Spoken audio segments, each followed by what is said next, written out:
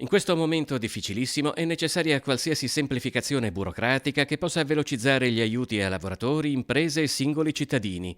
Parte da questa premessa la lettera che il segretario generale dell'UGL Veneto, Sebastiano Costalonga, ha inviato al sindaco Luigi Brugnaro.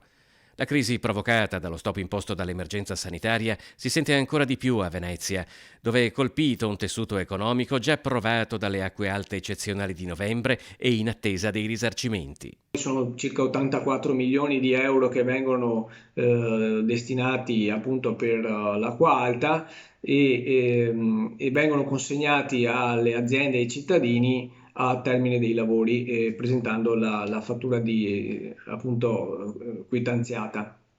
La mia richiesta invece è quella di prendere per buono tutti i preventivi consegnati a dicembre 2019 sull'autocertificazione, consegnare appunto di erogare questi soldi direttamente alle aziende e ai cittadini per far fronte anche a questo periodo difficile. I bandi per i risarcimenti prevedevano la consegna di attestazioni di preventivi entro il 12 dicembre, mentre il comune avrebbe ristorato le cifre con la presentazione delle fatture a lavori finiti o macchinari acquistati. La data del termine delle fatture è stata prorogata al 30 settembre. Il comune potrebbe dare subito risposta e respiro ai tanti aziende e cittadini che vedrebbero magari in questa fase di ripartenza, ci auguriamo, delle attività, un sostegno concreto per loro.